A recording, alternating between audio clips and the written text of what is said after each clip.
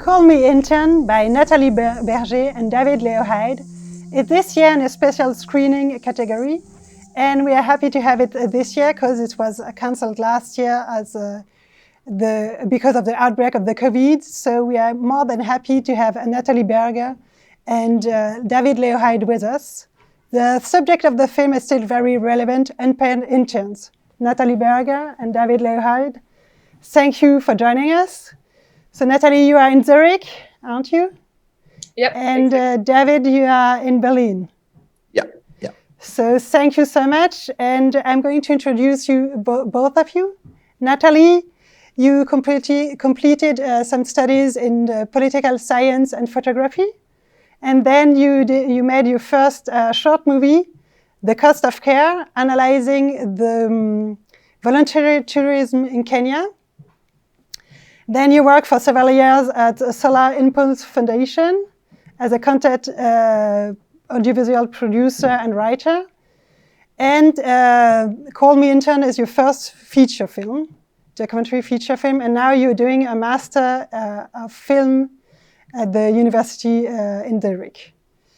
Leo, you are a filmmaker and youth activist from New Zealand.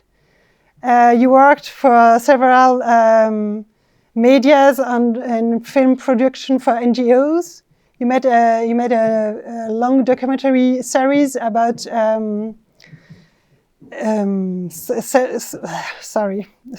Public Service International for Public Service International about public service workers around the globe.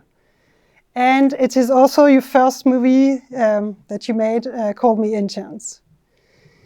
So why did you choose to bear witness on such a big social emergency, unpaid interns? Well, I think, as you can see, we're both still young. When we graduated from university, we both graduated with a degree in political science, and we were ready to find jobs, only to find that there were only unpaid internships available to us. And so we decided to take our frustration and use it in a creative way to make a documentary denouncing unpaid internships. So that's when Leo applied for internships, unpaid internships. Maybe you should take it from here. Yeah, I think we'd watched so many of our friends faced with this kind of decision whether they should work for free if they could, or whether they should kind of abandon the career path which they wanted to take. And of course, this isn't just in the kind of political science field, it's across the entire employment sector. I mean, you have it in law firms, in the media, of course, and increasingly we're seeing them pop up in places which you'd never expect. It seems like they've become something which our entire generation is facing. Yeah. So, like, testifying is for you the meaning that you give to your cinema? Yeah, I think our idea was that the best way to explore this problem was to become an intern and explore the kinds of issues which the unpaid internship system raises. So, yeah, I guess it was kind of a investigatory technique, you could say. But Leo, the film starts with you, like you are an intern at the UN in Geneva, sleeping in a tent. And how did you manage to go inside the UN? I mean, from outside, this is a kind of, big and secure place. So how did you manage to go with this project inside the UN? Well, I mean, the UN's thirst for unpaid labor is unquenchable, we could say. I mean, they have literally hundreds of unpaid internship listings at any single time. So, I mean, obviously, the only people who can afford to apply for those are people who can afford to work for free, often in some of the most expensive places in the world, like New York or Geneva. So they do have actually a very limited pool of people, basically the people whose parents will pay for them to do it. So, I mean, as soon as we realized that there were all these unpaid internship offers going and that getting one could be possible, we just started applying. And eventually, I guess after like a week and a half, I had an internship confirmed. Yeah. But nobody knew, like, had the the feeling that, okay, he's going to do something like, you... Well, Yeah. The thing is, we were applying for internships already, left, Yeah. right, and center. We were both together at the time from Kenya. We were working on a documentary there together. And we were both applying for jobs and internships to come back to Europe and work and start our careers as we thought we would.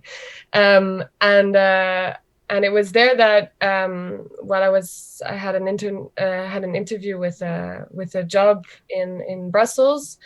And at the end of the interview, they asked me if I could afford to pay for 6 months unpaid work. And when I said no at the end, they got really angry at me, and it was completely crazy, and told me that I wasted their time with the interview.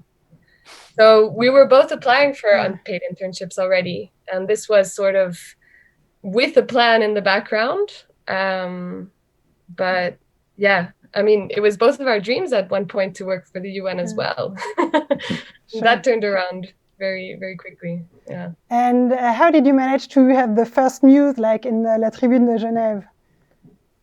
Was it already a plan that you had in advance? And I mean, we didn't plan to create this huge global media splash. The idea was really to get an internship, make a documentary about what it's like to be an intern.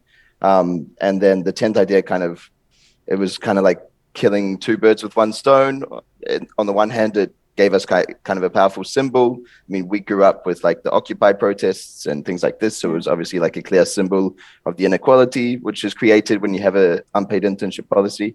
At the same time, it also gave us like a way to kind of camp out in Geneva while doing the internship. And then, the media stuff happened not with some big plan, but I mean, it was kind of an afterthought. We were like, it's a good story for the film. Maybe it's a good story for the media too. And then it just kind of exploded beyond what we expected. Yeah. So it was bigger than you first thought it's going to be, That's right. And how did the UN react on it? Because you were like at the UN, so we see in the film that you don't go anymore to your internship. You put an end to your internship. But how did they react to you? Did you have some problems with them? On a personal level, it was kind of complicated because ultimately, my boss felt responsible for the fact that this had happened. But I think what everyone realized very quickly was that this is about more than just me or my boss. This is about an entire system which they have at the United Nations. Their official response to the whole thing was to kind of blame the member states and say that, well, we can't pay them because we're not allowed to, is what the press officer famously said. And then 3 days later, he admitted on Twitter that actually there's no General Assembly resolution banning the payment of interns. He just made it up. This was after getting his interns to search through the archives for 3 days to try and find it. They didn't find it. So yeah, I mean, the fact is that they obviously can pay if they have the political will to do so. At the moment, for all sorts of reasons, they're choosing not to. But the good news that we've seen is thanks to kind of the organization and activist efforts by groups like the Fair Internship Initiative, change is happening. And that's the only way that change will happen is if those groups of interns continue putting pressure on. And they've already achieved some great wins at the WHO, for example, which now pays, and quite a few other agencies which are now introducing stipends and other forms of compensation. Okay. And you made like the film together, so it was like a common project. How is it to make a film together? Did you had some different roles or? Well, at the very start, Leo was at the internship, so he was filming everything that we have in the film that's inside the UN. I didn't go inside the UN, but I was filming the outside part, so at the tent, and I was there for the journey. And then after that, I would say we had very equal roles. We both did everything. So we both did the camera work. We both did the research, and with traveling, we went to New York to film Marissa and Kyle, the two other protagonists in the film. And then we spent more than a year editing, and we were both editing side by side. So I would do part 1 of the film, and Leo would do part 2, and then we would switch. Okay. So yeah, it was a very collaborative effort. So yeah, very, very, very collaborative. Congrats, because it must have been sometimes a little bit hard, but you succeeded. And so with your film, you wanted to really like denounce these unpaid interns, and you, as you said, you met Marisa, Adam, and Kyle Grant. How did you get to know them, and how did you convince them to be part of the film? Well, they were both already outspoken on the unpaid internship issue. So when we met them, they had already spoken out. So Kyle had already filed a class action lawsuit against Warner Brothers, and Marisa had already filed a complaint to the Obama for America organization. So we contacted them and we asked them if they wanted to continue the fight, and if we could use their stories to tell the wider story of why unpaid internships are a problem today, because we thought that Leo's experience, as it was also planned, was not entirely representative of the unpaid internship issue. There we go. Yeah. And did you know, so you already knew that you were going to raise some other problems that they face, like sexual harassment by Marisa, and with Kyle, the homelessness?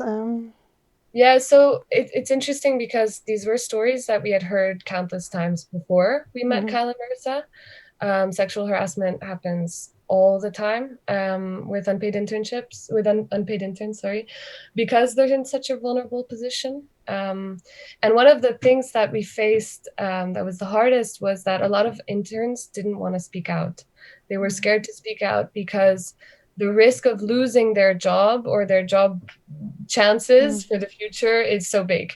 And so what we found in Kyle and Marisa from the beginning was that they weren't afraid to speak out.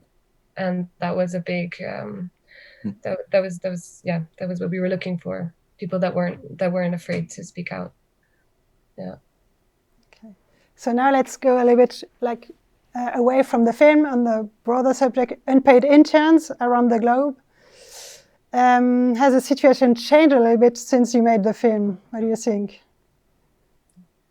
I think what's changed is that there's more and more groups of young people who are organizing. I really don't think that change on this issue happens because one day employers wake up and decide that what they're doing is wrong. I think that it needs to be exposed as wrong, and I think they need to feel the pressure, both in terms of public image and political pressure from groups of young people who come together, whether it's through unions or other organizations, and kind of push for change. So there has been some like really positive developments. The European Parliament has made it illegal to have unpaid interns, and now there's a push within all of Europe to have a kind of a more broad rule on it. I think the narrative has changed. Like basically, the argument has been won. There's very few people. I mean, we couldn't even find someone for the film willing to go on camera and defend this practice because everyone knows how messed up it is. So, of course, that doesn't mean that things have changed. I mean, the narrative's changed, but so many employers, if you go on any job board, are still trying to find unpaid work. I think ultimately the thing which will change this whole system is to have laws in place. So in countries where they have one kind of legal clarifications, there has been significant change. Yeah. Which is interesting. I just want to add on to that. In Geneva, in November, there was the minimum wage put into place, 23 francs an hour, and it doesn't apply to international organizations. Yeah. And yeah, for me, it just makes no sense. So international organizations have their own laws, so that they just don't have the laws of the country. Yeah.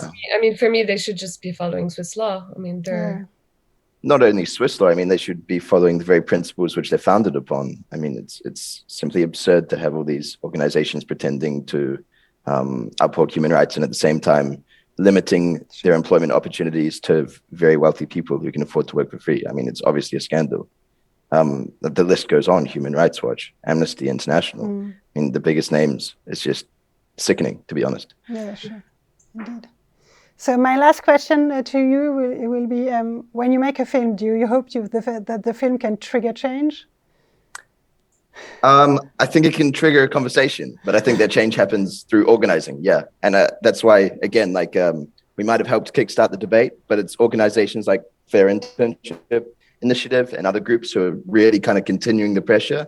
They've got a strike coming up actually on 20th of February, so it might be in the past by the time people see this video, but you can check out the website. They've got heaps of kind of ways which people can support this movement, both within the UN and other organizations and employers. So I think, yeah, if people want to change the world, watching a film is obviously not enough. But if they're then inspired to go out and pursue some other sort of action, then that's great.